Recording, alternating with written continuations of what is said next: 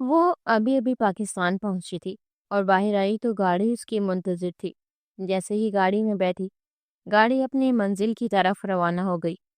پھر گاڑی ایک ہسپتال کے سامنے جا کر رکی تو وہ جلدی سے اتر کر تقریباً بھاگتی ہوئی اندر کی جانب بڑھی، اور جیسے ہی ایمرجنسی وارڈ کے سامنے پہنچی تو اسے دور کھڑا وہ شخص نظر آیا جس کی خاطر وہ آج سے برسوں پہلے پاکستان کی سرزمین کو چھوڑ کر گئی تھی۔ وہ مشکل قدم بڑھاتی ہوئی اس کی طرف بڑھی، اور جیسے ہی سلام کیا تو اس نے چونک کر دیکھا، اور اس کے چہرے پر پہلے حیرت بھرے تاثرات آئے اور پھر ناگواری ابھری۔ وہ بنا سلام کا جواب دیے اپنے چہرے کا رخ پھیر گیا۔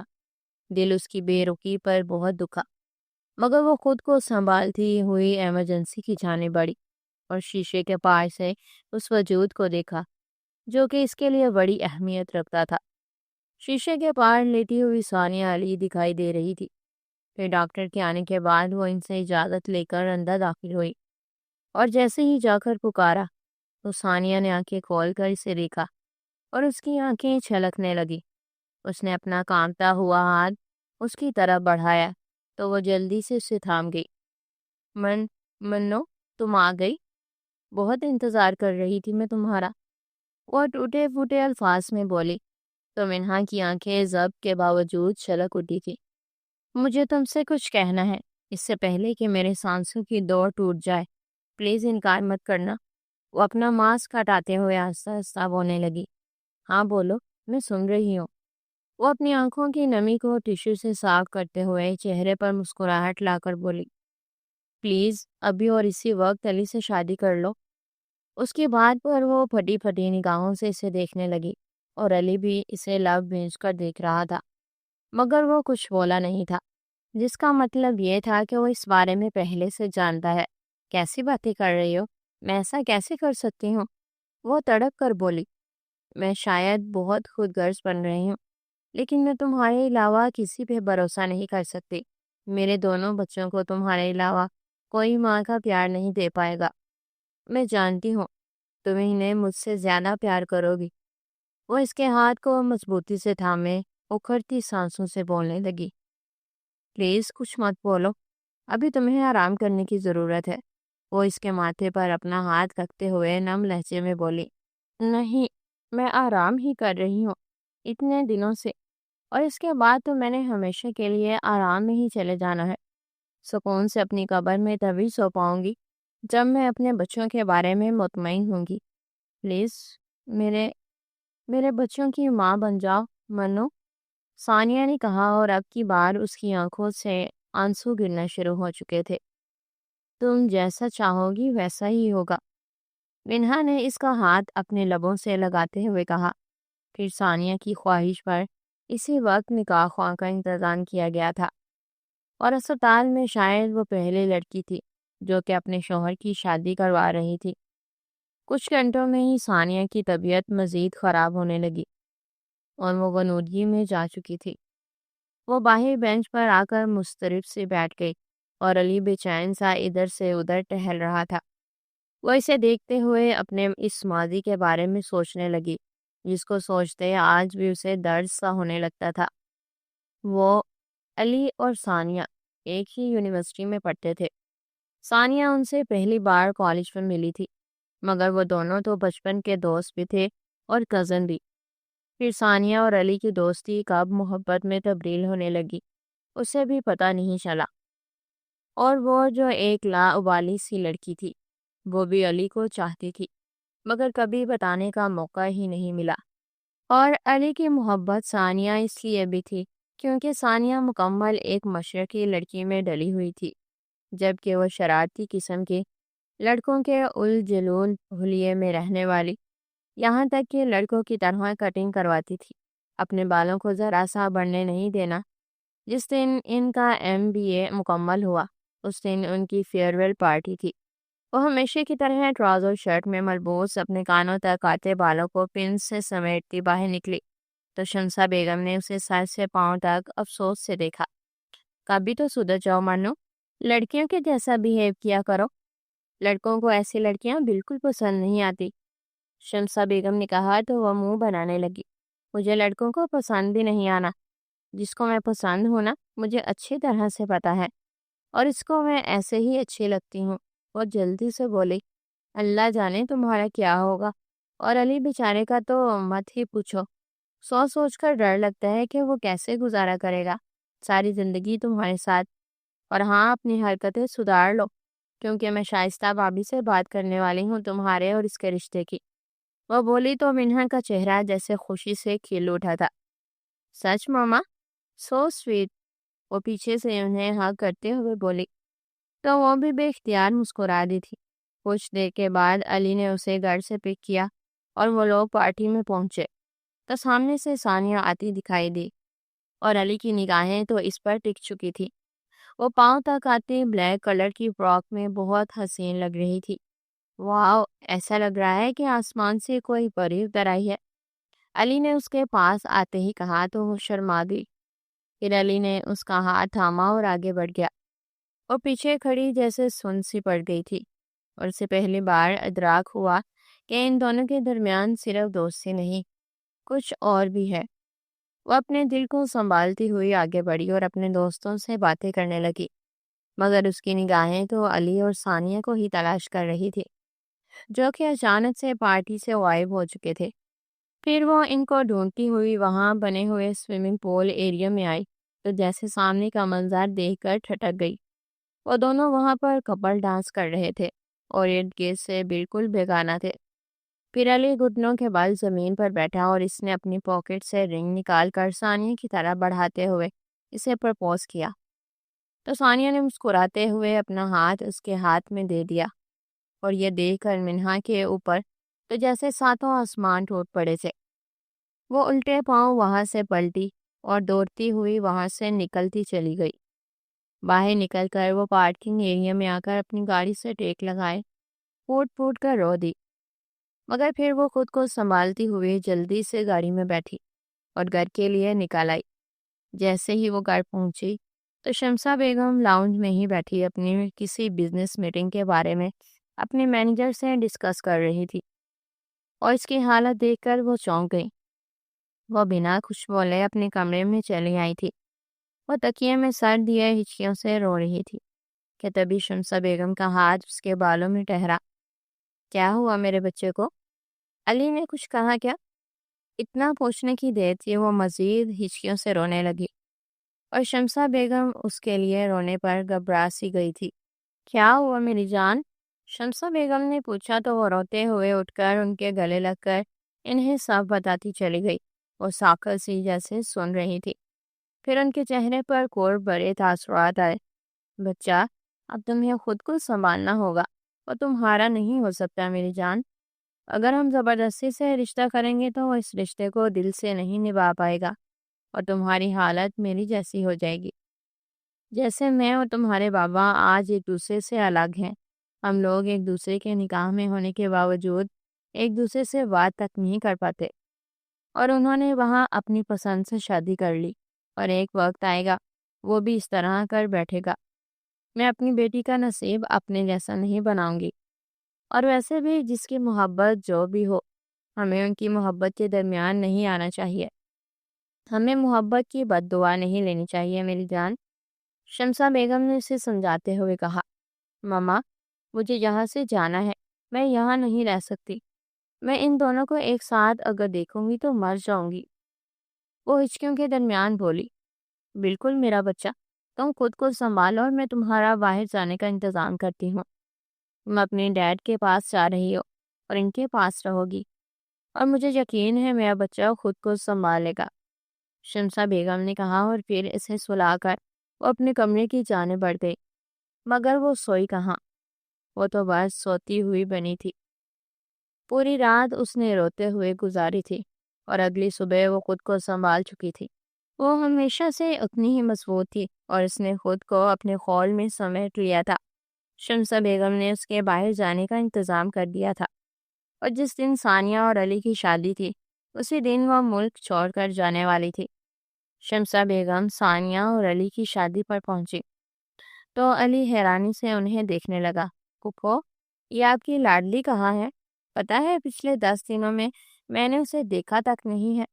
روز فون پر بات کرتا ہوں تو کہتی ہے میں بزی ہوں کسی مسئلے میں، اور میں نے اسے بتایا بھی کہ میری اور ثانیہ کی شادی ہے، اور وہ میڈم صاحبہ کہہ رہی ہیں کہ میں اپنی ہائی اسٹڈی کے لیے اپلائی کر رہی ہوں تو اسی لیے بزی ہوں۔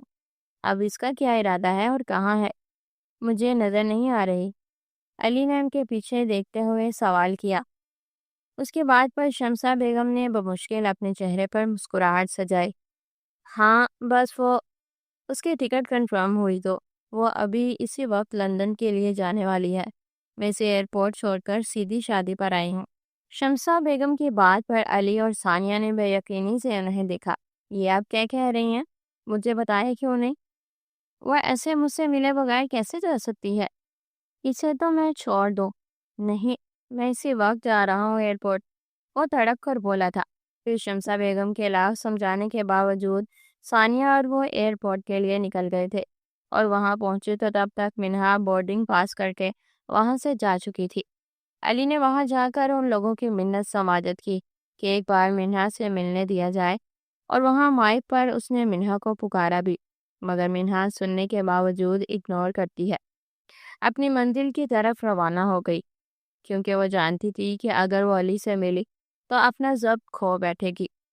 کچھ ہی دیر میں فلائٹ روانہ ہوئی تو علی وہاں پڑے بینچ پر ڈہ ہو گیا۔ دیکھا تم نے ثانی، کیا کیا اس نے؟ وہ اس کا بیسٹ فرینڈ تھا، اس نے مجھ سے ایک بار بھی ذکر نہیں کیا کہ وہ ابروڈ جانے والی ہے، اور میری خوشی میں بھی شامل نہیں ہوئی۔ ٹھیک ہے، اگر وہ ایسی ہے تو میں بھی پھر ویسا ہی بنوں گا، میں بھی اس سے بات نہیں کروں گا، وہ اپنے آنسوؤں کو آستین سے صاف کرتے ہوئے بولا۔ مگر ثانیہ تو ساکت اور جامد کھڑی تھی، اور اس کے دل میں جو اتنے دنوں سے ایک کھٹکا لگا تھا آج یقین میں بدل چکا تھا۔ اسے یقین آ چکا تھا کہ منہا علی سے محبت کرتی تھی، اور شاید علی بھی کرتا تھا، مگر وہ سمجھ نہیں پایا تھا، اور منہا سمجھ آئی تو بیچ سے نکل گئی، بنا بولے بنا شکوہ کیے۔ ان دنوں اسے ایک دو بار ملی تو بہت اداس اور ٹوٹی پھوٹی سی لگ رہی تھی، مگر زبردستی وہ چہرے پر مسکراہٹ لاتی تھی، اور یہ بات ثانیہ کو کھٹکتی تھی، مگر پوچھنے پہ منہا نے اسے ٹال دیا تھا۔ وہ لوگ واپس پہنچے اور ان کا نکاح ہوا، اور وہ رخصت ہو کر علی کے سنگ اس کے گھر آ گئی۔ علی اس رات اس کے گلے لگ کر بہت رویا، اور اسے جو محسوس ہوا کہ علی بھی کہیں نہ کہیں اس سے محبت کرتا تھا، وہ شاید یقین میں بدل چکا تھا، مگر وہ اس محبت کو پہچان ہی نہیں پایا تھا، کیونکہ اس کی آئیڈیل ثانیہ تھی، تو اس نے ثانیہ کو اپنی محبت جان لیا۔ وہ خود کو سنبھالتی ہوئی علی کو تسلی دینے لگی، اور اگلے ہی دن صبح صبح ہی وہ شمسہ بیگم کے پاس پہنچی۔ اس کے جانے کی وجہ کیا تھی؟ ثانیہ نے سنجیدگی سے پوچھا۔ کچھ بھی وجہ نہیں تھی، بس میں چاہتی تھی کہ وہ میری طرح بزنس وومن بنے، تو میں نے اس کو ہائر اسٹڈی کے لیے بھیج دیا۔ شمسہ بیگم نے نگاہیں چراتے مسکرا کر کہا۔ اگر ایسی ہی بات ہے تو یہ بات میری آنکھوں میں دیکھ کر کہیے نا آنٹی جی، آپ نے ہمیشہ مجھے اپنی بیٹی کہا ہے، تو آج اپنی بیٹی سے نگاہیں چرا کر کیوں بات کر رہی ہیں؟ ایک ماں، اس نے دکھ سے دیکھتے ہوئے کہا۔ ایسا کچھ نہیں ہے، تمہیں غلط فہمی ہوئی ہے، شمسہ بیگم نے اپنا ماتھا مسلتے ہوئے کہا، مگر نگاہیں ابھی بھی نہیں ملائی تھی۔ جو بھی ہے مجھے سچ بتائیے، وہ سنجیدگی سے بولی، تو وہ لب کچلتے ہوئے اسے دیکھنے لگی۔ کیا بتاؤں؟ وہ نم آنکھوں سے بمشکل مسکرائی۔ وہ علی سے محبت کرتی تھی نا؟ ثانیہ نے نم آنکھوں سے دیکھتے ہوئے پوچھا، تو شمسہ بیگم نے بنا کوئی جواب دیے سر جھکا لیا، اور ان کی خاموشی اسے سب کچھ بتا چکی تھی۔ آئی ایم ریئلی سوری، مجھے پتا ہوتا تو میں کبھی بھی علی کی طرف نہیں بڑھتی۔ وہ شمسہ بیگم کی گود میں سر رکھے روتے ہوئے بولی، نہیں میرا بچہ، تم کیوں خود کو اذیت دے رہی ہو؟ تم میرے لیے میری بیٹی کی طرح ہو، اور اللہ پاک تمہیں خوش رکھے، اور وہ تم دونوں میں سے کسی سے ناراض نہیں ہے، بس وہ خود سے روٹھی ہوئی ہے اور خود کو سنبھالنا چاہتی ہے، اور تمہاری خوشیوں کو نظر نہ لگ جائے اس کی، اس لیے وہ یہاں سے چلی گئی۔ دیکھنا کچھ عرصے کے بعد دوبارہ بلی چنگی ہو کر واپس آ جائے گی۔ شمسہ بیگم نے کہا، اس کا فون آئے تو اسے کہیے گا کہ مجھ سے بات کرے، ورنہ میں زندگی بھر بات نہیں کروں گی۔ ثانیہ نے اپنے آنسو صاف کرتے ہوئے کہا، تو شمسہ بیگم نے سر اسبات میں ہلا دیا۔ پھر وہ اٹھ کر واپس چل گئی۔ ان کا ولیمہ بھی خیر و عافیت سے ہو چکا تھا اور علی وہ ہنی مون کے لیے چلے گئے تھے، اور علی خود کو سنبھال چکا تھا، مگر کبھی کبھار وہ کافی اداس ہو جاتا تھا اور اکثر اس سے اس کی باتیں کرتا تھا۔ وہ چپ چاپ اسے سنا کرتی تھی۔ کئی بار شمسہ بیگم کے گھر ثانیہ کی فون پہ بات ہوئی تھی اور دونوں نے بس روتے ہوئے ایک دوسرے سے سوری ہی بولا تھا۔ دونوں کے پاس جیسے بولنے کے لیے کچھ تھا ہی نہیں۔ پھر شادی کے 2 سال بعد اسے خوشخبری ملی، تو اس نے جب یہ خوشخبری منہا کو دی تو وہ بہت زیادہ خوش ہوئی، اور کتنے عرصے کے بعد اس کے لہجے میں ایک کھنک تھی۔ تم آؤ گی نا؟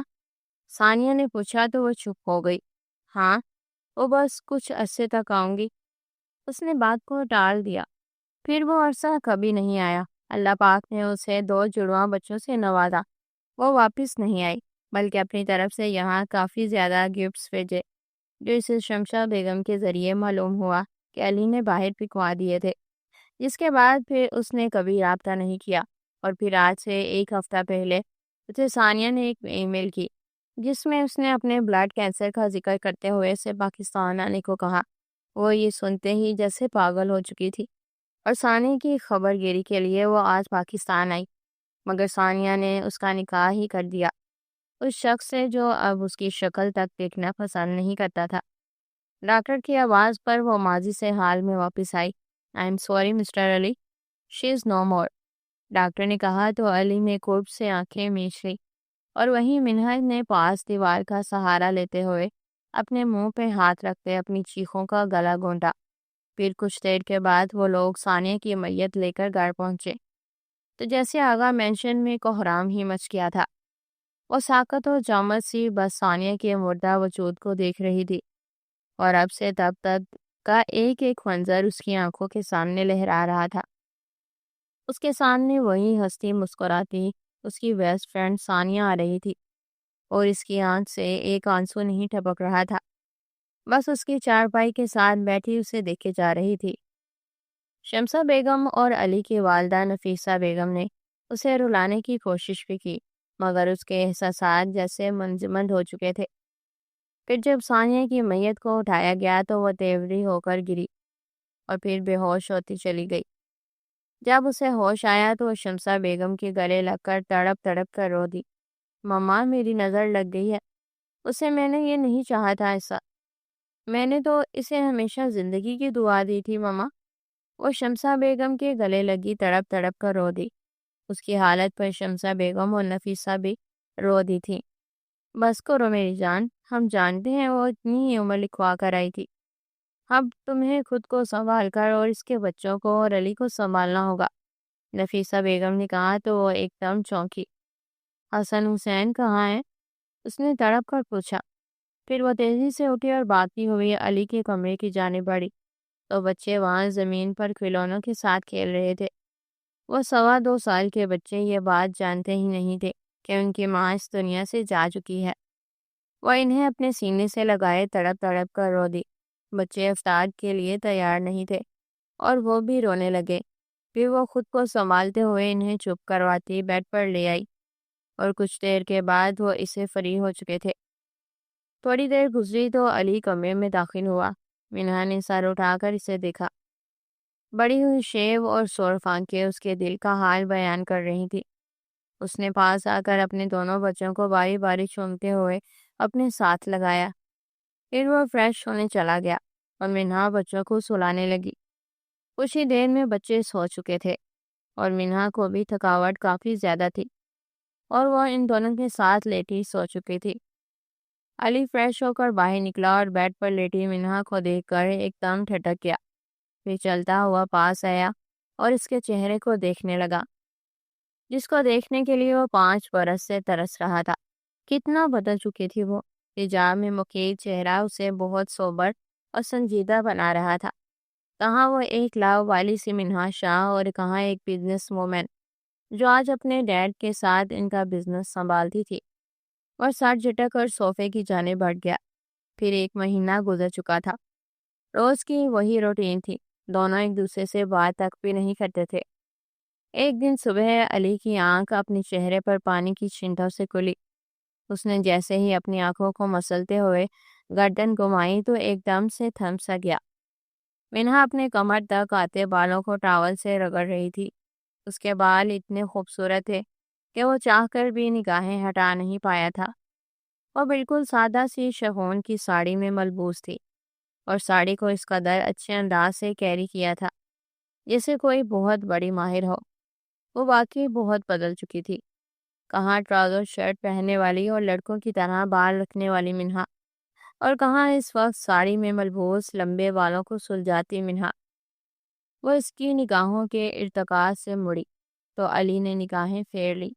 بچوں کے رونے کی آواز پہ وہ جلدی سے ان کی طرف متوجہ ہوئی اور انہیں سنبھالنے لگی، مگر ساڑی میں اسے کافی دقت ہو رہی تھی۔ ساڑی کی بجائے کوئی اور ڈریس پہن لیتی۔ وہ ناگواری سے بولا، میرے پاس ہوتا تو ضرور پہنتی، میں ساڑی ہی یوز کرتی ہوں اور اچھا لگتا ہے مجھے اپنی ماما کی طرح ساڑی پہننا۔ وہ سنجیدگی سے بولی، محترمہ، جب آپ چھوٹی تھی تو پھپھو ساڑی نہیں پہنا کرتی تھی، کیونکہ ساڑی پہن کر بچوں کو سنبھالنا بہت مشکل ہے، اور یہ کوئی آپ کی انڈین مووی یا ڈرامہ نہیں ہے جس میں آپ ساڑی سمیت بچوں کو سنبھالتی پھریں گی۔ ثانیہ کے بہت سارے کپڑے پڑے ہیں، ان میں سے کوئی پہن لو۔ اس سے پارٹ لہجے میں بولتا وارڈروب کی جانب بڑھ گیا۔ مجھے لگا تھا کہ تم کو اچھا نہیں لگے گا کہ میں ثانیہ کے کپڑے پہنوں، اسی لیے نہیں پہنے تھے میں نے۔ وہ آہستہ سے بولی، صحیح کہا تم نے، اچھا تو مجھے واقعی نہیں لگا، مگر کیا کروں، مجبوری ہے۔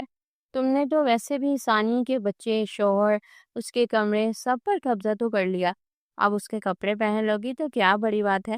وہ ہنوز طنز کے دیے برسائے جا رہا تھا۔ بات پہ بات طنز کرنا لازمی ہوتا ہے کیا؟ وہ چڑ کر بولی اور پھر اپنے بالوں کو جوڑے میں مقید کرتی ہوئی الماری کی جانب بڑھی اور وہاں سے ایک شلوار قمیض نکال کر ڈریسنگ روم کی جانب بڑھ گئی۔ کپڑے چینج کر کے وہ باہر آئی تو علی بچوں کے ساتھ کھیل رہا تھا۔ اس کے آتے ہی وہ اپنے کپڑے اٹھا کر چینجنگ روم کی جانب بڑھ گیا۔ کچھ دیر کے بعد وہ باہر نکلا تو آفس کے لیے تیار تھا۔ مجھے مما کی طرف جانا ہے، تم چھوڑ دو گے مجھے؟ وہ اسے پکارتے ہوئے بولی، تمہارا نوکر نہیں لگا، ڈرائیور کے ساتھ چلی جانا۔ وہ منہ بنا کر بولا، اوف، ہر وقت انگارے ہی چباتے ہو کیا؟ کبھی سیدھے منہ بھی بات کر لیا کرو۔ وہ تب کر بولی، نہیں کروں گا، کیا کرو گی؟ وہ اس کے پاس آ کر سرد لہجے میں بولا تو وہ نگاہیں پھیرتے ہوئے کنی کترا کر جانے لگی، تو وہ ایک دم سے اس کی کمر میں ہاتھ ڈالتے اسے اپنے قریب کر گیا۔ اس کی حرکت پر منہا کے دل کی دھڑکن جیسے رک سی گئی تھی کہ کیا کر رہے ہو تم؟ اس نے تڑپ کر اس کے حصار سے نکلنا چاہا، مگر وہ اپنا حصار اس کے گرد مضبوط بنا چکا تھا۔ اسے وارڈروب سے چپکاتا اس کے چہرے پر جھکا تو وہ زور سے اپنی آنکھیں میچ گئی۔ اپنی آنکھیں کھول کر میری طرف دیکھو منہا، وہ سرد لہجے میں بولا تو اس نے آہستہ سے اپنی آنکھیں کھول کر اس کی آنکھوں کی طرف دیکھا، مگر پھر نگاہیں چرا گئی۔ آج سے برسوں پہلے کیوں چھوڑ کر گئی تھی؟ وہ جس سوال سے بچ رہی تھی وہ اس نے پوچھ لیا تھا۔ کیوں؟ میں تمہیں جواب دینے کی پابند ہوں؟ میری بھی اپنی کوئی لائف تھی، میں نے اپنی لائف کا اگر فیصلہ لے لیا تو کیا برا کیا؟ اس سے پارٹ لہجے میں بولی، ہم دونوں دوست رہ چکے ہیں، اور اپنے دوست کو اس کی شادی کی مبارکباد دینے کی بجائے تم یہاں سے بھاگ گئی، اور میں سوال کر رہا ہوں تو اس کا جواب بھی نہیں دے رہی۔ کیا چل رہا تھا تمہارے دماغ میں؟ وہ اس کے چہرے کے قریب اپنا چہرہ لاتا ڈائریکٹ اس کی آنکھوں میں دیکھتے ہوئے بولا، میں تمہارے کسی سوال کا جواب دینے کی پابند نہیں ہوں مسٹر علی، اور مجھ سے دور ہی رہو۔ وہ اس کے سینے پر ہاتھ رکھتے اسے پیچھے دھکیلتے ہوئے بولی، آگے بڑھنے لگی کہ اچانک اس کا پاؤں مڑا، اور اس سے پہلے کہ وہ گرتی علی نے اسے اپنی باہوں میں بڑھ لیا۔ وہ اس کے کندھوں سے تھامتی تھوڑا سا اونچا ہوئی تو علی کے لب اس کے رخسار سے مس ہوئے۔ وہ جیسے پوری جان سے کانپ اٹھی اور ہڑبڑا کر اپنا ہاتھ اس کے کندھے سے ہٹاتی پیچھے ہونے لگی، تو علی نے دوبارہ اس کی کمر میں ہاتھ ڈالتے اسے گھما کر اس کی پیٹھ کو اپنے پیٹ سے لگا لیا۔ جب تک تو میرے سوال کا جواب نہیں دیتی یہاں سے کہیں نہیں جاؤ گی، وہ کہتے ہوئے اس کی گردن پر اپنے سلگتے ہوئے لب رکھ گیا۔ وہ اس کے لمس سے تڑپ اٹھی اور خود کو چھڑوانے کی کوشش کرنے لگی۔ تمہاری ہر کوشش ناکام ہے مسز وینہا علی۔ مجھے میرے سوال کا جواب دے دو، میں تمہیں چھوڑ دوں گا۔ وہ اس کے رخسار کو لبوں سے چھوتے ہوئے بولا، ہٹو پیچھے، تم مردوں میں کبھی وفا نہیں ہوتی۔ تمہاری بیوی کو فوت ہوئے ابھی کچھ دن نہیں ہوئے ہیں اور تم اس سے محبت کرتے تھے، اور آج اس کی محبت کو فراموش کیے میرے ساتھ رومانس کر رہے ہو۔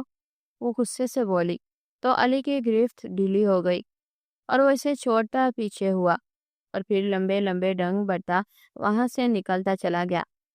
وہ روتی ہوئی بیڈ پر آ کر بیٹھ کر سائڈ ٹیبل پر پڑی ثانیہ کی تصویر کو دیکھنے لگی۔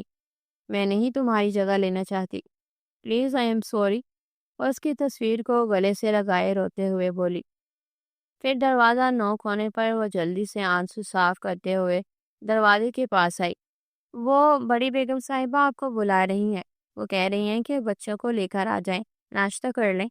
باہر ملازمہ تھی، اس نے دروازہ کھولتے ہی اس کو پیغام دیا، ہاں ایک بچے کو اٹھا لو، چلتے ہیں نیچے۔ وہ کہتی ہوئی پلٹی اور پھر ملازمہ کے ساتھ بچوں کو لے کر نیچے آ گئی۔ علی اپنی چیئر پر بیٹھا ناشتہ کر رہا تھا، اس کے ساتھ والی چیئر پر بیٹھی پہلے بچوں کو ناشتہ کروانے لگی۔ وینہا بچہ، آپ انہیں چھوڑ دو، ان کو سکینہ دیکھ لے گی۔ نفیسہ بیگم نے کہا، کوئی بات نہیں ممانی، میں کر لوں گی۔ وہ ہلکا سا مسکراتے ہوئے بچوں کو کھلانے کے ساتھ ساتھ خود بھی کھانے لگی۔ بیٹا، آپ آفس جوائن کریں گی؟ کیونکہ وہاں تو آپ اپنے ڈیڈ کا بزنس سنبھالتی تھی، عثمان صاحب نے پوچھا۔ نہیں ماموں، فی الحال تو میرا ایسا کوئی ارادہ نہیں ہے، کیونکہ میں بچوں کے ساتھ زیادہ سے زیادہ ٹائم سپینڈ کرنا چاہتی ہوں۔ وہ ہلکا سا مسکرا کر بولی، جیسا آپ چاہیں بیٹا، لیکن اگر آپ کو اپنی ماما کا بزنس سنبھالنا ہے تو ہمیں کوئی پرابلم نہیں ہے، اور بچوں کو ملازمہ سنبھال لے گی۔ عثمان صاحب نے پھر سے کہا، مجھے لگتا ہے کہ اگر ماں بزنس کی طرف توجہ دینے لگے تو بچوں کی طرف توجہ کم ہو جاتی ہے، اور میں نہیں چاہتی کہ میرے بچوں کی طرف سے کسی قسم کی کوئی کوتاہی ہو۔ ثانیہ نے مجھے ان کی ذمہ داری دی ہے اور میرے لیے اس سے بڑھ کر کچھ نہیں ہے، نہ ہی میرے خواب اور نہ ہی میرے دل کی خواہشات۔ وہ بولتی ہوئی علی سمیت سب کو حیران کر گئی۔ جیتی رہو میرا بچہ، ثانیہ نے واقعی بہت اچھا فیصلہ کیا ہے، اللہ پاک تمہیں ہمت دے، نفیسہ بیگم نے نرم لہجے میں دعا دیتے ہوئے کہا، تو وہ ہلکا سا مسکراتے کھانے کی طرف متوجہ ہو گئی۔ علی ساتھ ساتھ کھانا کھا رہا تھا، مگر کھوجتی نگاہوں سے اسے بھی دیکھ رہا تھا، نہ جانے وہ اس کے چہرے پر کیا تلاش کرنا چاہ رہا تھا۔ پھر سر جھٹک کر وہ اٹھا اور اپنا کوٹ پہن کر باہر نکل گیا۔ وینہا نے اسے خدا حافظ بھی نہیں بولا تھا، اور یہ بات نفیسہ بیگم کئی دنوں سے نوٹ کر رہی تھی کہ دونوں کے درمیان ابھی تک اجنبیت کی دیوار نہیں گری تھی، جبکہ انہیں لگا تھا کہ وہ دونوں دوست بھی رہ چکے ہیں تو جلد ہی ایک دوسرے کی جانب متوجہ ہو جائیں گے۔ کچھ دیر کے بعد وہ ڈرائیور کے ساتھ اپنی موم کی طرف آ گئی، کچھ دیر ان کے ساتھ گزاری اور واپس گھر آئی تو نفیسہ بیگم بچوں کو لے کر بیٹھی ہوئی تھی۔ سلام کرتے ہوئے بچوں کے ساتھ کھیلنے لگی۔ ایک بات بولو بیٹا، نفیسہ بیگم نے کہا تو وہ چونک کر ان کی جانب دیکھنے لگی۔ جی ممانی، بالکل، اس میں پوچھنے والی کیا بات ہے؟ وہ جلدی سے بولی۔ بیٹا، بچوں کے ساتھ ساتھ اگر علی پر بھی توجہ دو تو مہربانی ہوگی، میرا بچہ بہت ٹوٹ گیا ہے، اسے بھی تم ہی سنبھال سکتی ہو، اس کی جانب اپنے قدم بڑھاؤ، اپنے رشتے کو بڑھاؤ۔ نفیسہ بیگم کی معنی خیز باتوں کو وہ سمجھ رہی تھی، مگر وہ اپنے دل کا کیا کرتی جو اس بات پر ماننے کو آمادہ ہی نہیں تھا۔ وہ جانتی تھی کہ علی کی محبت صرف اور صرف ثانیہ ہے، اور وہ ان دونوں کے بیچ آنا ہی نہیں چاہتی تھی، چاہے ثانیہ اس دنیا میں بھی نہ ہو، مگر وہ اس کی جگہ نہیں لینا چاہتی تھی۔ کیا ہوا بیٹا، کس سوچ میں گم ہو؟ تم نے میری بات کا جواب نہیں دیا، نفیسہ بیگم نے امید بھرے لہجے میں پوچھا۔ جی آنٹی، میں کوشش کروں گی، وہ آہستہ سے بولی اور پھر بچوں کے ساتھ بزی ہو گئی۔ شام کو علی گھر پہنچا تو وہ بچوں کو سیریلیک کھلا رہی تھی، اس کے چہرے پر کافی تھکن تھی، اور علی جانتا تھا کہ بچے کافی زیادہ تنگ کرتے ہیں، اور رات کو بھی ایک سوتا تھا تو دوسرا جاگتا تھا۔ وہ بہت تھکی تھکی لگ رہی تھی۔ رات کا کھانا کھانے کے بعد وہ لیپ ٹاپ پر بیٹھا اپنا کام کر رہا تھا، جبکہ وہ بچوں کو سلا رہی تھی۔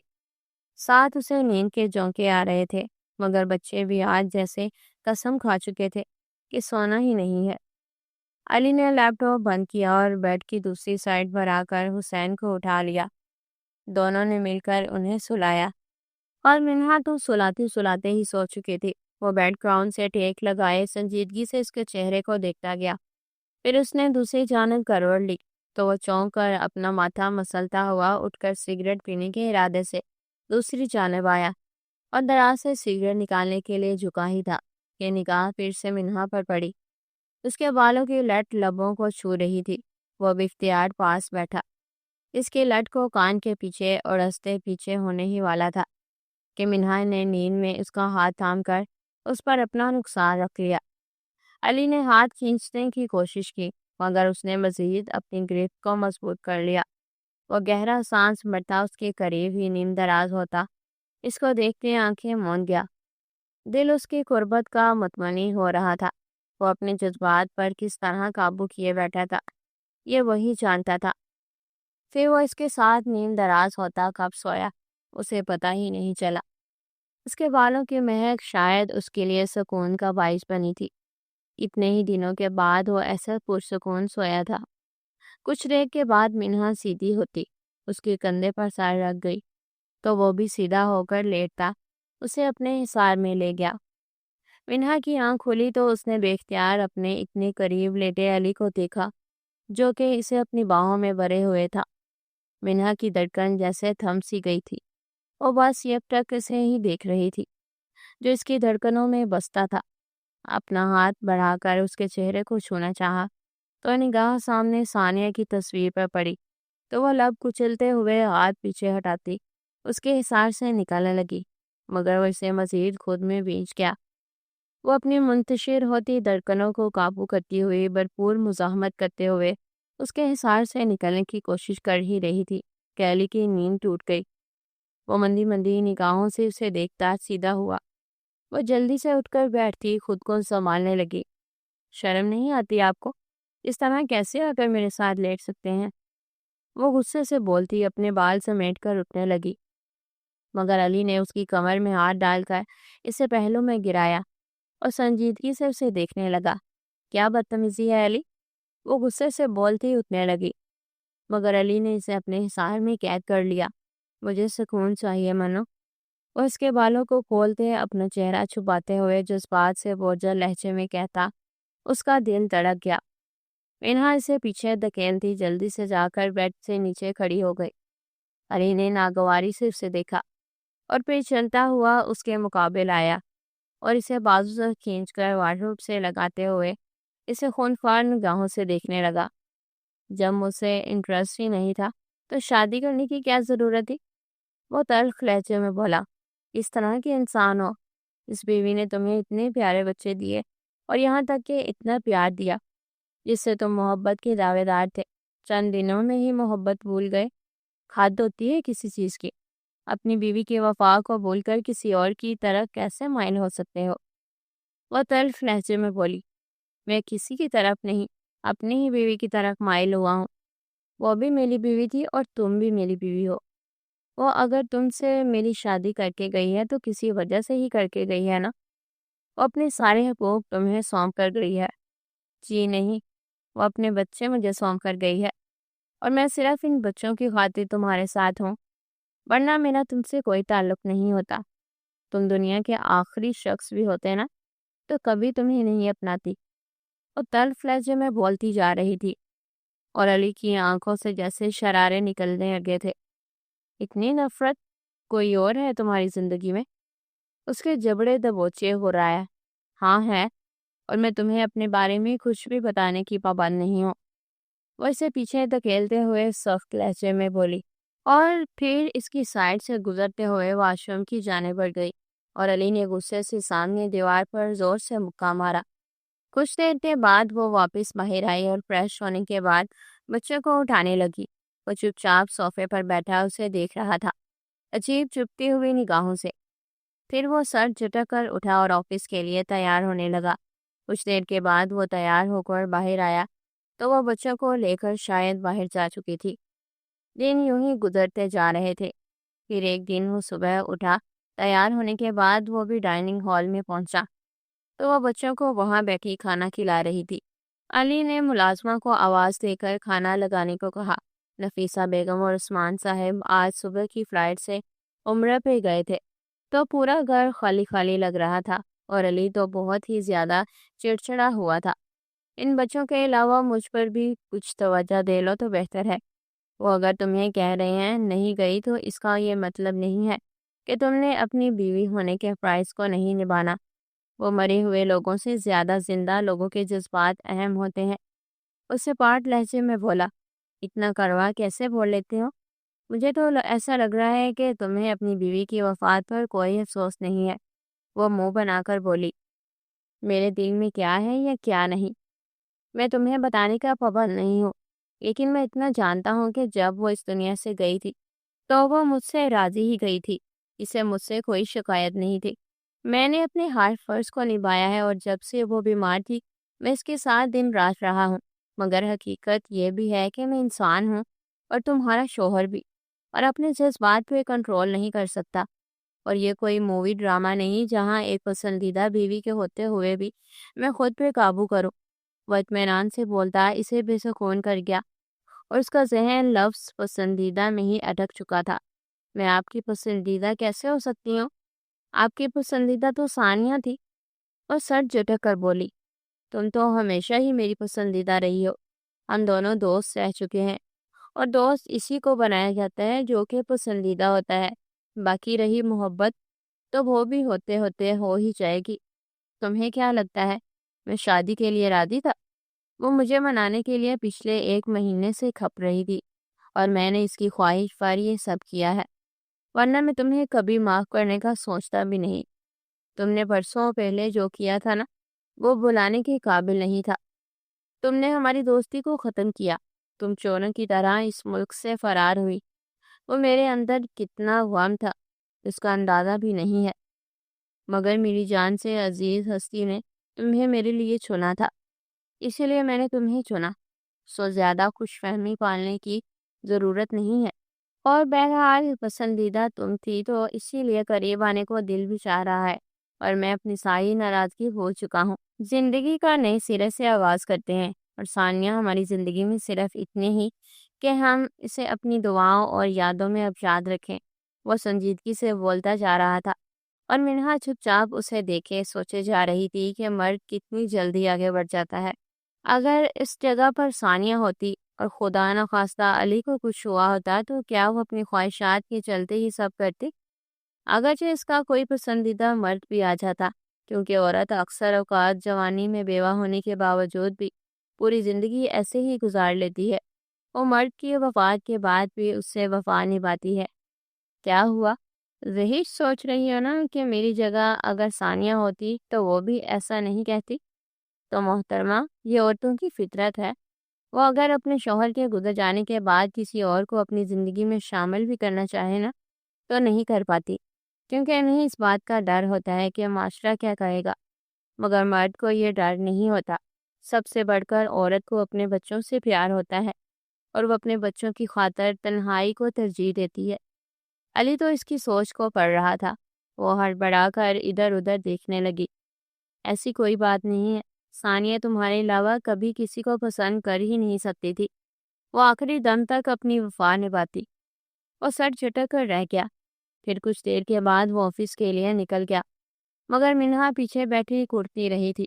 اسے نہ جانے ایسا کیوں لگتا تھا کہ وہ اپنے دل میں چھپی ہوئی محبت کو ظاہر کرے گی تو اپنے دوست کے ساتھ غلط کرے گی۔ شام کو علی گھر آیا تو اس نے ایک انویٹیشن کارڈ اس کی طرف بڑھایا۔ یہ کیا ہے؟ ہر سال سب فرینڈز پارٹی کرتے ہیں جس کو سمیر اسکرڈو میں آرگنائز کرتا ہے، یعنی ری یونین پارٹی۔ اس بار بھی کارڈ آیا ہے، تو پہلے میں اور ثانیہ جاتے تھے، تو اس بار میں اور تم جائیں گے، علی نے تفصیل سے بتاتے ہوئے کہا، مگر اس نے فوراً انکار کر دیا۔ ارے کیسے جا سکتے ہیں ہم لوگ؟ بچوں کو کون سنبھالے گا؟ وہ سر جھٹک کر بولی، گڑیا کے ہاں پچھلے سال چھوڑ کر گئے تھے اور اس بار بھی وہیں چھوڑ کر جائیں گے، انہیں زیادہ فکر کرنے کی ضرورت نہیں ہے، 3 دن کی بات ہے۔ وہ اطمینان سے بولا، ایسے کیسے بچوں کو چھوڑ کر چلے جاؤں؟ مجھ سے نہیں ہوگا یہ، وہ صاف انکار کرتے ہوئے بولی، مگر گڑیا نے آ کر اسے منا کر ہی دم دیا۔ اگلے دن وہ صبح صبح اسلام آباد سمیر کے گھر کے لیے نکل گئے تھے، اور وہاں جب پہنچے تو سمیر بھی ریڈی تھا۔ باقی سب لوگ بھی سمیر کے گھر آ چکے تھے۔ ان لوگوں نے ایک بڑی سی گاڑی کرائی تھی، ہم لوگ فلائٹ کے ذریعے بھی تو وہاں جا سکتے تھے، یہ سب کرنے کی کیا ضرورت تھی؟ وہ انتہائی کڑوے لہجے میں بولی تو سب لوگ ایک دوسرے کو دیکھنے لگے۔ ہاں، ہم لوگ جانتے ہیں کہ فلائٹ کے ذریعے ہم جلدی پہنچ سکتے تھے، مگر وہ مزہ نہیں آتا جیسے ہم گاڑی میں انجوائے کرتے جائیں گے۔ 14-15 گھنٹوں کا سفر ہے اور بہت مزہ آنے والا ہے، بیچ میں ہم کیمپنگ بھی کریں گے۔ ہم تو پچھلے 4 سال سے اسی طرح کر رہے ہیں اور بہت مزہ آتا ہے۔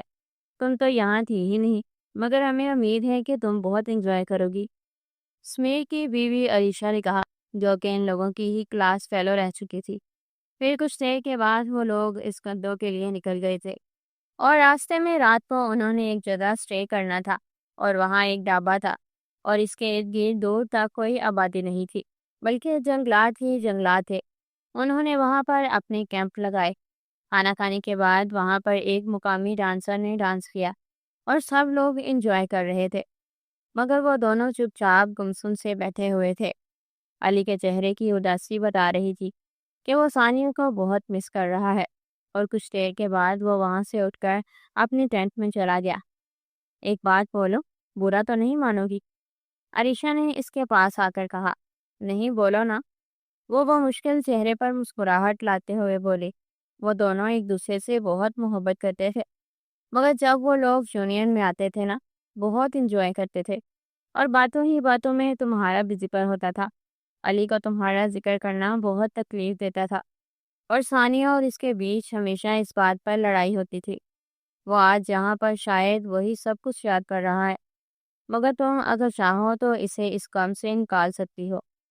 ثانیہ کی یادیں تو کبھی نہیں جا سکتی اس کے دل سے، مگر تم اس کے دل پہ مرہم تو رکھ سکتی ہو نا، اپنی محبت سے۔ عریشہ نے اس کے ہاتھ پر ہاتھ رکھ کر کہا کہ وہ ناگواری سے اس کا ہاتھ جھٹک گئی۔ تم نے سوچا بھی کیسے کہ میں ثانیہ کی جگہ لوں گی؟ میرا اور اس کا رشتہ صرف ایک بنیاد پر ہے، اور وہ ہے بچے۔ میں نے اور کسی وجہ سے اس سے شادی نہیں کی، اور میں اسے کبھی بھی وہ پیار نہیں دوں گی۔ ہمارے درمیان کبھی محبت نہیں ہوگی۔ وہ غصے سے بولی، جھوٹ بولتی ہو تم، میں جانتی ہوں کہ تم والد سے محبت کرتی تھی، اور یہ بات مجھے ثانیہ نے خود بتائی تھی کہ تم اس ملک کو چھوڑ کر اس لیے گئی کیونکہ تم علی سے محبت کرتی تھی، اور اسے ثانیہ کا ہوتا ہوا نہیں دیکھ سکتی تھی۔ جانتی بھی ہو ثانیہ اس بات پر کتنا روتی تھی؟ اسے لگتا تھا کہ وہ انجانے میں تم دونوں کے بیچ آ گئی تھی، جبکہ ایسا بالکل نہیں تھا۔ علی نے تو صرف محبت کی تھی تو ثانیہ سے، مگر تمہاری وجہ سے وہ ہمیشہ اس خوشیوں کو ادھورا محسوس کرتی رہی۔ کاش کہ تم نے یہاں سے جانے سے پہلے ایک بار یہ سوچا ہوتا۔ ہم جب کسی کو ایک گلٹ میں جینے کے لیے چھوڑ کر جاتے ہیں نا، تو وہ زندگی بھر خوش رہتے ہوئے بھی ایک اذیت محسوس کرتا ہے، عریشہ نے تلخ لہجے میں کہا، تو وہ فقط چہرے سے اسے دیکھتی چلی گئی۔ پھر عریشہ کے جانے کے بعد وہ مڑی، مگر وہاں ساکت و جامد کھڑے علی کو دیکھ کر اس کے قدم جیسے لڑکھڑا سے گئے۔ علی غصے سے وہاں سے پلٹا اور ایک سائڈ پہ جانے لگا۔ وہ تڑپ کر اس کی طرف آگی۔ علی پلیز میری بات سن لو، وہ چلاتی ہوئی اس کے پیچھے جا رہی تھی، مگر وہ غصے سے آگے بڑھتا جا رہا تھا۔ پلیز علی، ایک بار میری بات سن لو نا، وہ اس کے قریب جا کر اس کے سامنے کھڑے ہوتے ہوئے بولی۔ کچھ کہنا باقی رہ گیا ہے، تم مجھ سے محبت کرتی تھی، کیوں نہیں بتایا تم نے؟ اور اگر کر ہی لی تھی محبت تو اپنے دل میں کیوں نہیں چھپائی؟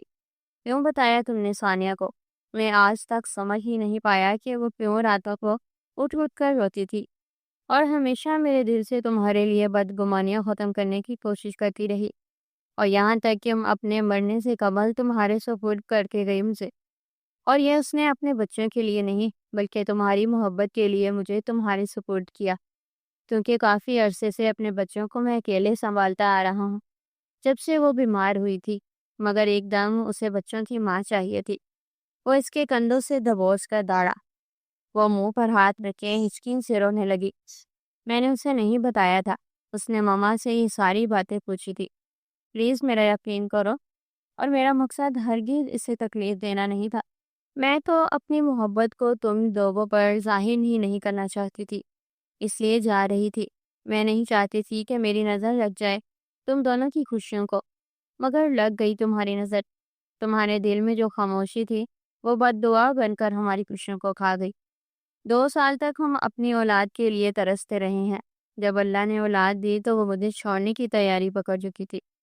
وہ چلا کر بولا تو وہ تڑپ اٹھی۔ میں نے کبھی بد دعا نہیں دی، میں تو ہمیشہ تم لوگوں کو اپنی دعاؤں میں یاد رکھتی تھی، قسم لے لو مجھ سے چاہے۔ وہ اس کا ہار تان پہ ہچکیوں کے درمیان بولی، خاموش، اس سے آگے ایک لفظ نہ بولنا، میں تمہیں اب مزید اپنے پاس برداشت نہیں کروں گا۔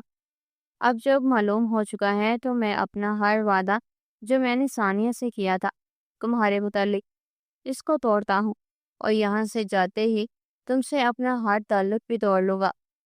وہ غصے سے اسے دھکیلتا ہوا بولتا وہاں سے واپس پلٹ آیا۔ وہ ساکت اور جامت سے اس جگہ پر کھڑی تھی۔ علی کی آنکھوں میں نفرت دیکھنا اس کے لیے کتنا مشکل تھا۔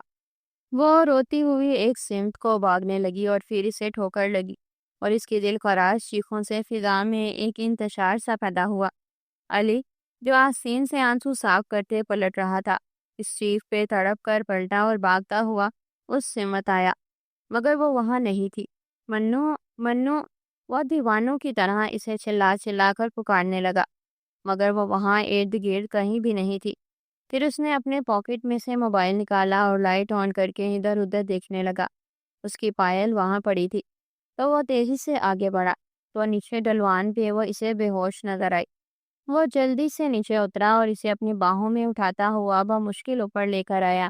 ٹینٹ میں آ کر وہ اسے بستر پر لٹاتے ہوئے اس کے پاس بیٹھ کر اس کا چہرہ تھپتھپا کر اسے پکارنے لگا، پلیز منو، آنکھیں کھولو یار، کیوں میری جان لینے پر تلی ہوئی ہو؟ وہ اسے خود میں بھینچ کر بولا۔ پھر کافی دیر کے بعد اس نے آنکھیں کھول کر اسے دیکھا تو علی کی جان میں جان آئی کہ تم ٹھیک ہو؟ وہ اس پر جھکتے ہوئے بولا تو منہا کے حلق میں جیسے آنسوؤں کا گولا سا بن گیا تھا۔ پھر وہ کروٹ لے کر دوسری طرف منہ کیے خاموش آنسو بہانے لگی۔ علی لب بھینچ کر اس کے ساتھ لیٹا، اپنی آنکھوں پہ بازو رکھ گیا۔ پوری رات وہ سو نہیں پائے تھے، مگر صبح جا کر علی کی آنکھ لگ گئی تھی، جو کہ ہچکیوں کی آواز سے کھلی تھی۔ وہ آنکھیں مسلتے ہوئے اسے دیکھنے لگا، جو گھٹنوں میں سر لیے رو رہی تھی۔ وہ اس کے قریب ہوتا اس کے سر پہ ہاتھ رکھے اپنی طرف متوجہ کر گیا۔ اس نے سر اٹھا کر اسے بھیگی آنکھوں سے دیکھا تو علی بے چین سا ہو گیا۔ اٹھو، منہ ہاتھ دھو لو اور اپنا موڈ ہی سیٹ رکھنا، میں نہیں چاہتا کہ ہم دونوں کی وجہ سے سب لوگوں کا یہ ٹرپ خراب ہو۔ وہ سنجیدگی سے بولتا اٹھ کھڑا ہوا۔ کچھ دیر کے بعد وہ دونوں باہر نکلے تو سب لوگ انہی کے منتظر تھے۔ ناشتہ کرنے کے بعد وہ لوگ اپنی منزل کی طرف رواں دواں ہو گئے تھے۔ وہ دونوں گاڑی میں سب سے پچھلی سیٹ پر گمسم سے بیٹھے باہر کے مناظر میں بظاہر کھوئے تھے، مگر اندر کس قدر طوفان مچا تھا وہ دونوں ہی جانتے تھے۔ دوپہر تک وہ لوگ اس قدر پہنچ چکے تھے۔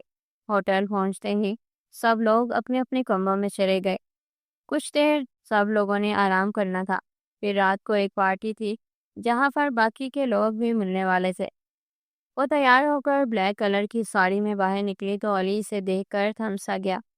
کہاں وہ لڑکوں والے بال رکھنے والی منہا، اور کہاں اب کی منہا جس کے بال کمر کو چھو رہے تھے۔ وہ سر جھٹک کر باہر کی جانب بڑھا، اور جب وہ پارٹی میں پہنچے تو سب کی نگاہیں انہی کی طرف تھی، اور ہر ایک مختلف باتیں کر رہا تھا۔ عریشہ کے فورس کرنے پر وہ دونوں ڈانس بھی کر چکے تھے۔ پھر وہ ایک ٹیبل پر بیٹھے ہی تھے کہ ربی ان کے پاس آیا، جو کہ ہمیشہ سے علی کا دشمن رہا تھا۔ کیا بات ہے ڈوڈ، تمہاری تو قسمت بڑی خوب ہے، ہماری یونیورسٹی کی خوبصورت ترین لڑکیاں تیری بیسٹ فرینڈ تھی، پھر بیویاں بھی، صحیح مجھے لگی ہیں تمہیں؟ ربی کی بات اور بے بات نگاہوں پر علی کا غصہ سے برا حال تھا۔ وہ اٹھ کر اس کے گریبان سے پکڑتے اسے زور سے پیچھے دھکیل گیا۔ اپنی گندی نگاہ میری بیوی پر مت ڈالنا ورنہ نکال پھینکوں گا، وہ داڑا، اور پھر منہا کا ہاتھ تھام کر دوسرے کونے پہ لے آیا۔ وہ ابھی بیٹھی ہی تھی کہ علی کا بزنس پارٹنر بھی وہیں پر آ گیا۔ اس سے باتیں کرتے ہوئے آگے بڑھ گیا۔ اور کچھ ہی دیر کے بعد ایک ویٹر جوس کا گلاس منہا کے سامنے رکھ گیا۔ منہا کو کافی زیادہ پیاس لگی تھی تو اس نے وہ گلاس لبوں سے لگایا اور آہستہ آہستہ اس کے گھونٹ پڑنے لگی۔ اسے ذائقہ کچھ ترش سا لگا تھا مگر اس نے وہ سارا ختم کر دیا۔ کچھ دیر کے بعد اپنا سر اسے گونتا محسوس ہوا۔ وہ اپنے سر کو تھامے اٹھی اور لڑکھڑاتی ہوئی چلنے لگی مگر آنکھوں کے سامنے اندھیرا چھا گیا۔ اس نے سر جھٹک کر اس اندھیرے کو جھٹکنا چاہا مگر ناکام رہی اور وہ گرنے ہی والی تھی کہ علی نے جلدی سے اسے تھام لیا۔ وہ اسے آنکھیں چپک چپک کر جیسے مسکرا کر دیکھ رہی تھی۔ علی کو معلوم ہو چکا تھا کہ ضرور اس نے کچھ ایسا ویسا کھا پی لیا ہے کہ وہ نشے میں تھی۔ وہ ایک دم سے اسے گود میں اٹھاتا باہر کی جانب بڑھا۔ چھوڑو چھوڑو، مجھے ڈانس کرنا تھا، وہ منہ بسوڑتے ہوئے بولی۔ وہ لب بینچے ناک کی سیر میں چلتا ہوا اپنے کمرے میں آیا اور اسے بیڈ پر لٹا کر مڑنے ہی لگا تھا کہ وہ جلدی سے اس کا ہاتھ تھام کر کھینچ کر پاس بٹھاتے اس کی گردن میں باہیں حمائل کرتی مخمور نگاہوں سے دیکھنے لگی۔ علی لب بینچے اس کے دو آتشاں حسن سے نگاہیں چرانے لگا مگر دوسرے پل وہ اس کے رخسار پہ اپنے لب رکھتی اسے مسمرائز کر چکی تھی۔ علی کو اپنی دھڑکن کانوں میں سنائی دینے لگی مگر وہ اب اس کے دوسرے رخسار پہ لب رکھتے اس کی دھڑکن کو روک چکی تھی۔ سو جاؤ منو، وہ اس کی باہوں کو نرمی سے ہٹاتے ہوئے اسے لٹاتے ہوئے بولا۔ پھر جیسے ہی اس نے آنکھیں بند کی تو وہ اٹھنے لگا مگر وہ کھینچ کر بٹھاتی اسے روٹھے ہوئے انداز میں دیکھنے لگی۔ اب کیا ہے؟ وہ جلا کر بولا۔ میری کس واپس کرو، منہ بنا کر بولی۔ واٹ؟ کس کیسے واپس کرتے ہیں؟ اب تم نے خود ہی کی ہے، میں کیسے واپس کروں؟ وہ اس کے بال پہ دب کر بولا۔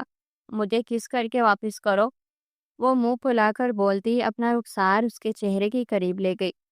علی سٹ پر ٹاسا گیا۔ صبح بات کریں گے، گڈ نائٹ، وہ تھوک نکلتے جلدی سے بولتا اٹھنے لگا مگر وہ کھینچ کر بٹھاتی اس کی گردن میں دوبارہ باہیں حمائل کیے ناراضگی سے دیکھنے لگی۔ یو آر سو مین علی، تم ہمیشہ سے ایسا ہی کرتے تھے۔ پتہ ہے جب میں تمہیں ہر برتھ ڈے پر گفٹ دیتی تھی مگر تم میری برتھ ڈے پر ریٹرن گفٹ بھی نہیں دیتے تھے، کنجوس کہیں کے۔ لیکن اس بار میں اپنی کس واپس لے کر آؤں گی، تمہیں میری کس ریٹرن کرنی ہی ہوگی، وہ کہتی اپنا رخسار اس کے لبوں کے قریب اتنا لے آئی کہ علی کے لب ہلکے سے مس ہوئے۔ وہ اس کے بالوں کی مہک سے مدہوش ہوتا، اسے اپنے احساس میں لیتا، اس میں کھوتا چلا گیا۔ اگلی صبح جب آنکھ کھلی تو وہ اس کے سینے پر سر رکھے سو رہی تھی۔ علی نے رات کا منظر یاد کیا تو زور سے لم بھیج کر رہ گیا۔ پھر آہستہ سے اسے اپنے تکیے پر سیدھا کرتا ہوا وہ اٹھ کر واش روم میں چلا گیا۔ وہ فریش ہو کر باہر نکلا تو منہا اپنا سائے تھامے بیٹھی تھی۔ اسے دیکھتے ہی وہ لب کھچلتے ہوئے نگاہیں چراتی اٹھ کر فریش ہونے چلی گئی اور اب انہیں آج کی فلائٹ سے گھر واپسی کے لیے نکلنا تھا۔ ناشتہ کرنے کے بعد وہ گھر کے لیے نکلے اور دوپہر تک وہ لاہور پہنچ چکے تھے۔ پورا راستہ دونوں نے ایک دوسرے سے بات نہیں کی تھی بلکہ نگاہیں چرا رہے تھے۔ وہ منہا کا یوں نگاہیں چرانا اسے سمجھا رہا تھا کہ وہ کچھ نہ کچھ رات کے بارے میں سمجھ چکی ہے۔ علی گمسم سا ثانیہ کی تصویر کے سامنے کھڑا تھا کہ اچانک اسے اس تصویر کے اندر منہا کا عکس دکھائی دیا۔ وہ اپنی آنکھوں کو صاف کرتے ہوئے کھلتا تو وہ انگلیاں چٹکاتے ہوئے وہیں پر کھڑی تھی۔ رات جو کچھ بھی ہوا مجھے کچھ بھی یاد، مگر کچھ تو ہوا ہے ہمارے بیچ، وہ لب کچلتے ہوئے بولی۔ بچی نہیں ہو، سمجھ سکتی ہو کہ کیا ہوا ہے ہمارے بیچ، اور کچھ غلط نہیں ہوا، مجھے ایسا کرنے پر کوئی شرمندگی نہیں ہے، بیوی ہو تم میری، وہ تلخ لہجے میں بولا مگر یہ بولنا شاید خود کو تسلی دینا تھا۔ ثانیہ کی محبت کو اتنی جلدی فراموش کیسے کر سکتے ہو تم، وہ کرب سے بولی۔ ثانیہ سے محبت نہیں تھی، تم سے بھی کی تھی۔ جس دن تم یہ ملک چھوڑ کر جا رہی تھی نا، اور مجھے پتا چلا تھا باغا چلا آیا تمہارے پیچھے، مگر تم چلی گئی میرے پکارنے کے باوجود، اور میں اس دن جیسے خالی ہو گیا تھا اندر سے، اپنی شادی تک کی خوشی محسوس نہیں ہوئی تھی۔ ثانیہ کے ساتھ رہتا تھا مگر ہر پل تمہارا خیال رہا میرے ذہن میں۔ اس دن مجھے اعتراف ہوا کہ میں تو تمہارے بغیر بھی نہیں رہ سکتا، کس قدر پاگل انسان ہوں کہ میں نے زندگی میں صرف 2 بیسٹ فرینڈ بنائی، اور میں نے دونوں سے ہی محبت کر لی، خود کو کبھی معاف نہیں کر پایا میں۔ اور ثانیہ یہ بات کہیں نہ کہیں کسی حد تک جان چکی تھی، کیونکہ میں نے اس کی باتوں سے محسوس کر لیا تھا۔ پھر وہ میرے دل میں چھپی ہوئی تمہاری محبت پہچان چکی ہے، اور کل رات جب مجھے یہ پتہ چلا کہ تم بھی مجھ سے محبت کرتی تھی، تو جو دل میں وہم تھا وہ حقیقت بن گیا۔ خود تو ہر دن کوستا ہوں کہ میں کیسے دو لڑکیوں سے محبت کر سکتا تھا۔ میں نے ہمیشہ یہی کوشش کی کہ خود کے دل کو سمجھاؤں کہ میں صرف ثانیہ کا ہوں، مگر میرا دل مانتا ہی نہیں تھا۔ اس کسب کے ساتھ مجھے زندگی بھر جینا ہے کہ میں ثانیہ کے ساتھ بے وفائی کیسے کر گیا۔ وہ پھٹ پڑا تھا، وہ ساپت و جامع سی بس اسے دیکھے جا رہی تھی، جو کہ بچوں کی طرح رو رہا تھا۔ آپ نے کوئی بے وفائی نہیں کی، اس کی زندگی کی آخری سانس تک اس کے ساتھ رفا نبھائی ہے، اور آگے بھی اس کے ساتھ نبھاتے رہیے۔ مجھے کوئی اعتراض نہیں ہے، آپ مجھے میرے حق نہیں بھی دیں گے تب بھی مجھے کوئی اعتراض نہیں رہے گا۔ میں خود آپ سے نگاہیں نہیں ملا پاتی۔ وہ گرد سے بولی، غلط ہو تم دونوں پہ، محبت پر کسی کا اختیار نہیں ہوتا۔ اگر ایسا ہوتا تو مرد کو چار کی اجازت نہ ہوتی۔ اللہ پاک نے مرد کو چار کی اجازت جانتے ہو کیوں دی ہے؟ کیونکہ اس کی ایک حد ہے پسند کی، وہ اپنی من پسند ایک بیوی پر راضی نہیں آ سکتا۔ اس کے دل میں کہیں نہ کہیں یہ حسرت رہتی ہے دوسری کی۔ بظاہر مرد جتنا مرضی کہے کہ وہ دوسری شادی نہیں کرنا چاہتا، مگر اس کی کوئی نہ کوئی مجبوری ہوتی ہے وہ شادی نہ کرنے کی۔ اگر اس کی وہ ساری مجبوریاں ہٹا دی جائیں نا تو وہ یہ شادی ضرور کر لے۔ ہمارے ڈیڈ مجھ سے محبت کے دعوے دار تھے، مگر کیا ہوا؟ کوئی اور لائف میں آئی، انہوں نے مجھ سے اجازت چاہی، میں نے نہیں دی تو انہوں نے چھپ کر نکاح کر لیا۔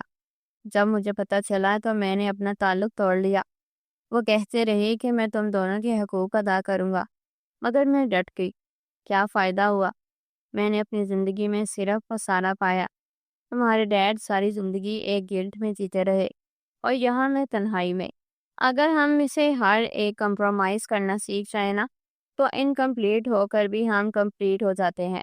ہمیں معلوم ہے کہ قرآن نے بھی مرد کو چار کی اجازت دی ہے، تو مطلب اگر وہ دو لڑکیوں سے بیک وقت محبت کر لیتا ہے تو کیا اچنبے کی بات ہے۔ میں نے پچھلے کئی دنوں سے صرف اسلامی ہسٹری کو جب پڑھا تو مجھے معلوم ہوا کہ اللہ کے نبی اپنی پہلی بیوی سے محبت کرتے تھے، اور ان کی زندگی میں انہوں نے کبھی دوسری شادی کا نہیں سوچا، مگر دوبارہ ان کی زندگی میں جو بھی آئیں انہوں نے ہر ایک کو نہ صرف حقوق بلکہ محبت بھی دی، اور یہاں تک کہ اپنی محبوب بیوی حضرت اماں عائشہ کے سامنے اپنی پہلی بیوی کے بارے میں محبت کا اظہار کرتے تھے۔ اور حدیث مبارکہ میں ہے کہ ان کی سہیلیوں کے ہاں ہدیہ بیچا کرتے تھے۔ میں نے جب سے یہ سب پڑھا نا تو میرے دل نے مجھے ملامت کی کہ میں کیسے اس بات کی خلاف ہو گئی جو کہ عین اسلام کے مطابق تھی۔ ہمارے ہاں تلق حقیقت ہے کہ عورت اپنے مرد کا افیئر برداشت کرتے ہوئے اسے معاف کر کے اپنا لیتی ہے، مگر اگر وہی مرد کسی سے دوسری شادی کر لے تو اسے کبھی معاف نہیں کرتی۔ اور یہ میری زندگی کا تجربہ ہے۔ میں خود کو سوچتی ہوں تو میں کہتی ہوں کہ اگر تمہارے ڈیڈ کا کسی لڑکی کے ساتھ افیئر ہوتا، مجھ سے معافی مانگتے تو میں معافی کر دیتی، لیکن میں ان کی سنت کے مطابق کیے ہوئے نکاح کو گناہ بنا کر چھوڑ گئی، جبکہ انہوں نے ایک بیوہ عورت سے نکاح کیا، اپنے دوست کی بیوی سے، جو کہ کبھی ان کی پسند رہ چکی تھی۔ اور یہی بات مجھے کھٹکی تھی کہ وہ ان کی پسند کیوں تھی۔ حالانکہ میں اپنے دل میں ذرا حوصلہ کر کے سوچتی تو معلوم ہوتا کہ میں بھی تو ان کی محبت ہوں نا۔ معاشرے نے بھی انہیں جوتے مارے اور میں بھی ان میں ہی شامل ہو گئی۔ ہم بظاہر سمجھتے ہیں کہ ہم بہت ماڈرن زمانے میں ہیں، مگر ہم زمانہ جاہلیت میں جی رہے ہیں۔ ہم اسلام کی باتیں ضرور کرتے ہیں، مگر اسلام کو اپنانے کی کوشش نہیں کرتے۔ شمسہ بیگم بولتی جا رہی تھی اور وہ دونوں سن سے ان کی باتیں سن رہے تھے۔ اور تمہاری کثرت مٹانے کے لیے ایک آخری بات بتا دیں، یہ سب باتیں مجھے ثانیہ نہیں کہیں کہ میں اسلام کا مطالعہ کروں، کیونکہ ثانیہ چند مہینوں میں ایک باجی جان کی وجہ سے خود کو اس حد تک چینج کر چکی تھی کہ وہ بچی میرا دل تک بدل گئی۔ اور دیکھو میں کل رات کی فلائٹ سے تمہارے ڈیڈ کے پاس جا رہی ہوں۔ زندگی کبھی پوری نہیں آتی۔ اگر ہم سمجھتے ہیں کہ ہم پرفیکٹ ہیں اور پرفیکٹ لائف جئیں گے تو ایسا نہیں ہے میرا بچہ۔ زندگی چیلنجز کا نام ہے، زندگی مشقتوں کا نام ہے، زندگی مصائب کا نام ہے، اور سب سہ کر ہمیں اس زندگی کو جینا پڑتا ہے۔ ہم کہیں نہ کہیں بہت سارے ادھورے لوگ کسی نہ کسی طرح پورے ہو ہی جاتے ہیں۔ شمسہ بیگم نے جو انہیں باتیں کہی تھی، ان دونوں کے دلوں میں جیسے سکون سا اترا تھا۔ ان دونوں نے آسودہ مسکراہٹ سے انہیں دیکھا، پھر دونوں ایک ساتھ ان کے گلے لگ گئے۔ 4 سال بعد یہ ایک ہاسپٹل کا منظر تھا۔ علی کوریڈور میں بے چینی سے ٹہل رہا تھا اور اس کے دونوں 6.5 سالہ بیٹے بینچ پر بیٹھے بے چینی سے پاؤں جلا رہے تھے۔ ڈیڈ، ہماری پرنسس کب آئے گی؟ حسن نے اس کے پاس آ کر پوچھا۔ بس میرا بچہ، آپ دعا کرو، اللہ پاک جلدی سے آپ کی بہن کو بخیر و عافیت یہاں پہنچا دے، وہ اس کے سر پر ہاتھ رکھتے ہوئے بولا۔ پھر کچھ دیر کے بعد ڈاکٹر باہر آئی۔ کنگریچولیشنز، ماں اور بیٹی دونوں ٹھیک ہیں، ڈاکٹر نے پروفیشنل انداز میں کہا تو علی کی جان میں جان آئی تھی۔ کچھ ہی دیر کے بعد نرس نے گلابی کمبل میں لپٹی ہوئی اس گلابی سی گڑیا کو جب انہیں تھمایا تو حسن حسین اس گڑیا کو دیکھ کر جیسے پاگل سے ہو گئے تھے۔ ڈیڈ، یہ تو بہت پیاری ہے، حسین ایکسائٹیڈ انداز میں بولا تھا، تو وہ دھیما سا مسکرا دیا۔ وہ دونوں اسے چومتے جا رہے تھے، کبھی اس کے ہاتھ چومتے تو کبھی اس کے چھوٹے چھوٹے سے پاؤں۔ کچھ دیر کے بعد منہا کو بھی کمرے میں شفٹ کر دیا گیا تھا اور وہ ہوش میں تھی، اور اپنی بیٹی کو دیکھ کر اس کی آنکھوں میں نمی جھلکنے لگی۔ حسن حسین کہاں ہے؟ انہوں نے دیکھا اپنی گڑیا کو۔ منہا نے نم لہجے میں پوچھا۔ کب سے اس کی جان کھا رکھی ہے، کبھی اس کے ہاتھ کو چوم رہے ہیں تو کبھی پاؤں کو، اور ابھی ابھی انہیں کھانا کھلانے کے لیے بھیجا ہے، تو یہاں سے جانے کے لیے تیار نہیں تھے۔ میں نے بولا ہے کہ آپ گھر جا کر ہمارے استقبال کی تیاریاں کیجیے اور ہم آتے ہیں۔ وہ ایک شدت بھرا بوسہ اس کے ماتھے پر دیتا ہوا مسکرا بولا، تو وہ بھی دھیما سا مسکرا دی۔ شام تک انہیں چھٹی ہو چکی تھی، اور وہ لوگ جب گھر پہنچے تو شمسہ بیگم اور منہا کی چھوٹی ماں اور بابا بھی وہیں پر تھے۔ کمرے میں پہنچے تو پورے کمرے کو گلابی کلر کے پھولوں اور غباروں سے ڈیکوریٹ کیا گیا تھا۔ پھر وہیں پر انہوں نے کیک کاٹا اور سب لوگ وہیں بیٹھے باتیں کر رہے تھے۔ حسن حسین تو اپنی پرنسس کے پاس بیٹھے اس کے ایک ایک ہاتھ کو تھامے اس سے باتیں کر رہے تھے۔ ان دونوں نے نم آنکھوں سے سامنے مسکراتی ہوئی ثانیہ کی تصویر کو دیکھا۔ ایسا لگا کہ وہ عالم ارواح میں بہت خوش تھی۔ وہ اب خود کے بارے میں بھی سوچ رہے تھے کہ کس قدر وہ پاگل تھے کہ بے بنیاد باتوں کو لے کر وہ اپنے اوپر خوشیوں کو حرام کر رہے تھے۔ حالانکہ ثانیہ انہیں خوشی خوشی ایک دوسرے کا بنا کر گئی تھی۔ وہ کچھ ثانیہ کے بنا ادھورے تھے، مگر پھر بھی پورے تھے، کیونکہ وہ خوشیوں کی وجہ تلاش کر لیتے تھے اور زندگی جینا سیکھ گئے تھے۔